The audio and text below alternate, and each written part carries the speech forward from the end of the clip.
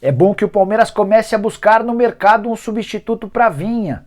No vídeo de hoje do canal do Nicola, eu vou te contar que o lateral esquerdo já deu a entender para outros jogadores do Palmeiras que não volta mais para o clube depois da disputa da Copa América.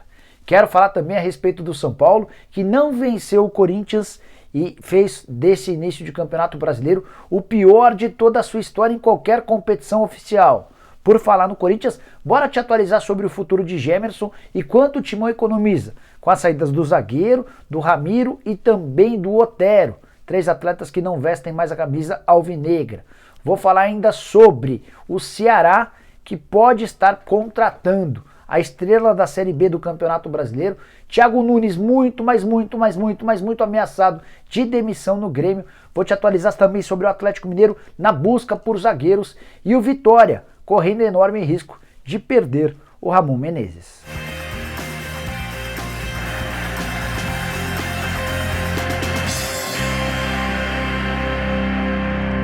Fala aí pessoal, sou o Jorge Nicola, bem-vindos a mais um vídeo do canal, que legal ter vocês por aqui. Antes de passar as informações, pedir para deixarem like, se inscreverem no canal e lembrar que o programa do Nicola dessa quinta-feira começa por volta das 10 horas, 9h55, vai. Assim que o jogo do Flamengo com o Cuiabá acabar, a gente inicia o programa aqui para responder ao vivo as perguntas que vocês tiverem, combinado? Bom, bora começar esse vídeo falando sobre o Vitória, que perdeu para o Botafogo por 1-0 na noite dessa quarta-feira em jogo da Série B, o único gol da partida marcado pelo Chay, partida disputada no Raulino de Oliveira, em Volta Redonda, no Rio. Com o tropeço, o Vitória se manteve na 18ª e antepenúltima colocação da Série B. Uma vitória, 3 empates e 4 derrotas em 8 partidas. E a pressão em cima do técnico Ramon Menezes é muito, mas muito grande. Já existe até um movimento em Salvador que pede a contratação de Felipe Conceição. Já o Botafogo, com os 3 pontos, pulou para o 7º lugar. São 11 pontos na tabela de classificação. Atrás do Sampaio Corrêa, hoje o 4º colocado com 15. É bom lembrar, porém, que o Botafogo tem um jogo a menos do que a maioria dos times. Outros 2 grandes da segunda divisão também entraram em campo nessa quarta. O Cruzeiro ficou no empate em 3-3 com o Guarani em casa e é o 14º colocado com apenas 8 pontos ganhos. Já o Vasco perdeu para o Goiás em Goiânia 1-0. O Vasco nesse momento é o 9º colocado com 10 pontos. Bora pular da Série B para a Série A e tem outro técnico bastante ameaçado de demissão. Eu me refiro ao Thiago Nunes, comandante do Grêmio, que viu seu time perder por 2-0 para o Juventude no Alfredo Jaconi na noite dessa quarta-feira. Os 2 gols do Juventude, um do Paulinho Boia, o outro do Matheus Peixoto, que é o vice-artilheiro do Brasileiro, só atrás do Gilberto. Gilberto do Bahia tem 6, o Matheus Peixoto tem 5. Com mais essa derrota, o Grêmio se afundou na lanterna do Campeonato Brasileiro. 2 pontos ganhos em 6 partidas. São 2 empates, 4 derrotas, nenhuma vitória. O início tenebroso do tricolor gaúcho.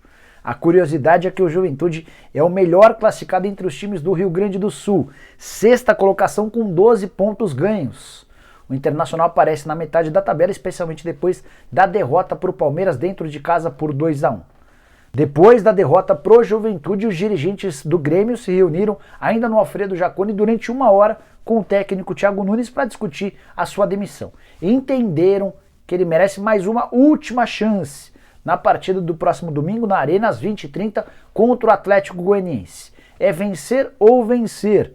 Separei frases do Marcos Herman, que é o vice de futebol, e também do presidente Romildo Bolzan sobre o momento do tricolor gaúcho. Se dependesse do torcedor, Thiago Nunes teria sido demitido nessa quarta-feira. Já os dirigentes disseram o seguinte, começando pelo Herman, abre aspas.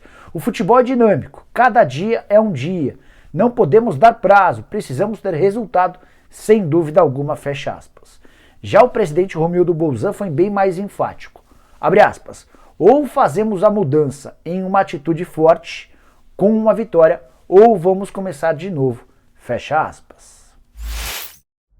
Bora falar agora do Ceará, que está perto de contratar o principal jogador da Série B do Campeonato Brasileiro. Eu me refiro ao Eric, atacante que vestia a camisa do Náutico, 23 anos de idade, momento espetacular. Com a camisa do Náutico em 2021 foram 19 jogos e 7 gols marcados. Ele era o grande craque do Náutico, time líder da segunda divisão. O Náutico tentou a todo custo a permanência do Eric. O problema é que o atleta pertence ao Braga, de Portugal, estava emprestado até essa quarta-feira e o Braga pedia 500 mil euros por 50% dos direitos econômicos. Esses 500 mil euros equivalem a mais ou menos 3 milhões de reais, valor completamente fora da realidade financeira do Náutico. Já o Ceará tem capacidade para fazer esse investimento e se acertou ou se aproximou de um acerto com o Braga. O anúncio pode acontecer nos próximos dias, apesar de o empresário do Eric tratar essa história como ainda uma promessa, uma perspectiva de acerto.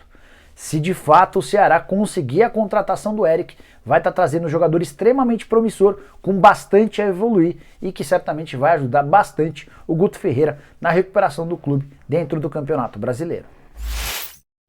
Bora falar agora do Majestoso, que terminou empatado em 0-0, jogo horroroso entre Corinthians e São Paulo na noite dessa quarta na Neoquímica Arena. Pouquíssimas chances de gol, a grande verdade é que os dois times ficaram demonstrando muito mais medo de perder do que vontade de vencer. O resultado foi muito ruim para o São Paulo, que emplacou 8 partidas do Campeonato Brasileiro sem nenhuma vitória. De acordo com a conta no Twitter Anotações Tricolores, que faz uma série de levantamentos históricos, nunca o São Paulo havia disputado nas 8 primeiras rodadas de um torneio oficial e não conseguido nenhuma vitória. Ou seja, é o pior início do São Paulo em uma competição oficial desde que o clube foi fundado. Só para você entender o tamanho dessa campanha horrorosa em início de Campeonato Brasileiro. 5 pontos conquistados em 8 partidas. Nenhuma vitória, 5 empates e 3 derrotas. 4 gols pró, 9 gols contra. O time é o 17º colocado na zona de rebaixamento. Praticamente deu adeus a qualquer chance de título, mesmo com o campeonato ainda em sua fase inicial. Para piorar, o São Paulo ainda continua sem conseguir vencer seu grande rival na Neoquímica Arena. São 15 jogos com 10 derrotas e 5 empates. O único alento é que nessa temporada o São Paulo não perdeu e nem vai perder na Neoquímica Arena. Foram os 2 jogos já previstos, um do Paulista, outro do Brasileiro. Empate 2-2 no Paulista, empate em 0-0 no Campeonato Brasileiro. E quando você acha que não dá para piorar as coisas no São Paulo, é bom contar que o Miranda e o Luan, que voltavam depois de um longo tempo de contusão, deixaram o campo antes do fim da partida sentindo desconforto muscular. O Benítez também foi substituído.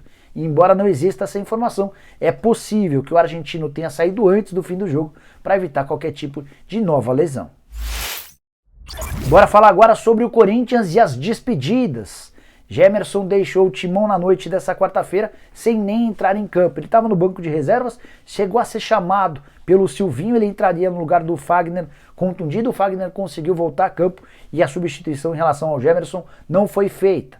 Despedida melancólica de um cara que foi contratado por 4,5 milhões de reais, por um período de 7 meses e 20 dias.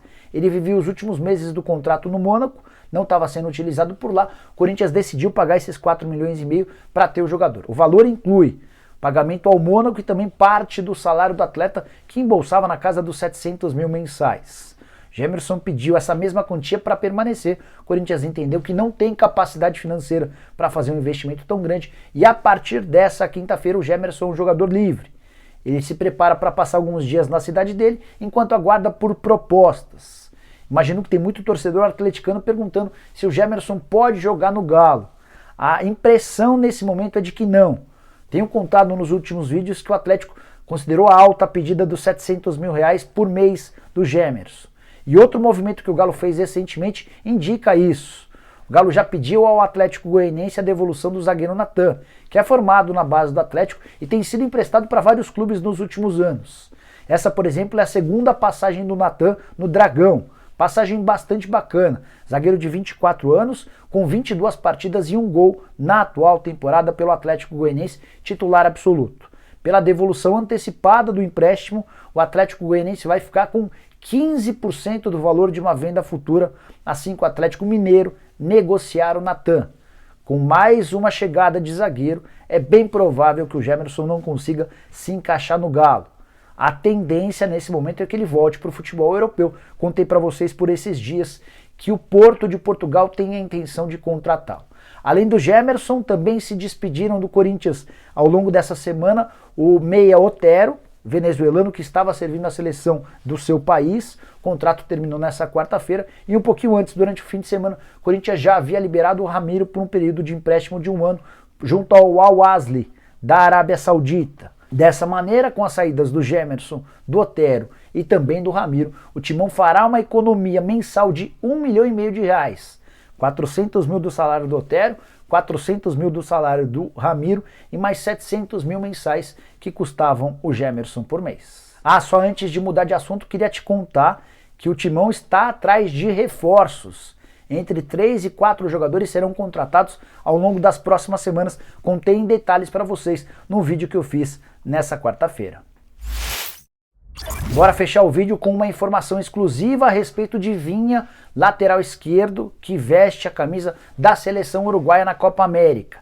Ele disse a pessoas próximas no Palmeiras que não pretende voltar ao clube assim que a Copa América terminar. Nada contra o Palmeiras, contra a instituição, mas ele tem pelo menos 2 propostas nesse momento e torce para que exista um acordo entre o Palmeiras e os clubes interessados. Um deles é o Porto de Portugal, mas com uma oferta bem inferior aos 12 milhões de euros especulados nos últimos dias. Ouvi de uma pessoa do Palmeiras que a primeira sinalização do clube português era de algo na casa dos 4,5 milhões de euros, proposta já recusada. O Porto vai precisar melhorar e bem essa oferta para conseguir a contratação do lateral da seleção uruguaia. Por que o Vinha tem tanta pressa em jogar no futebol europeu? Além da visibilidade e da possibilidade de ganhar em euro, ele também acabou pegando um pouquinho de birra do Abel Ferreira. Essa informação me foi confirmada por uma pessoa de dentro do próprio Palmeiras, uma pessoa com boa relação com o uruguaio. É que depois de voltar de um período fora, o Vinha imaginou que seria reconduzido à condição de titular e não gostou de ter virado reserva do Vitor Luiz. Demonstrou esse sentimento pro Abel, que também se irritou com a posição do uruguaio. Então não dá para dizer que há briga, que há discussão, mas houve um ruído. E o Vinha entende que chegou o momento dele se mandar para o futebol europeu. A pena para o torcedor do Palmeiras é que o Verdão não conseguiu a contratação do Ortega, lateral esquerdo que pertencia ao Vélez, estava com seu contrato terminando. O Anderson Barros tentou a contratação desse jogador, na teoria uma negociação das mais simples, afinal de contas ele estava ficando livre, mas o Palmeiras de Anderson Barros perdeu mais um negócio. O Ortega acabou prorrogando seu contrato com o Vélez e vai permanecer no clube argentino. Só para fechar de vez, vale a lembrança de que o Vinha volta a campo no próximo sábado pela seleção uruguaia contra a Colômbia, jogo de quartas de final da Copa América, marcado para as 19 horas. Se a seleção uruguaia passar, ele segue a serviço da seleção. Caso contrário, em caso de eliminação, o Vinha volta a ficar à disposição do Palmeiras. Isso é claro, se o martelo não for batido com nenhum clube europeu.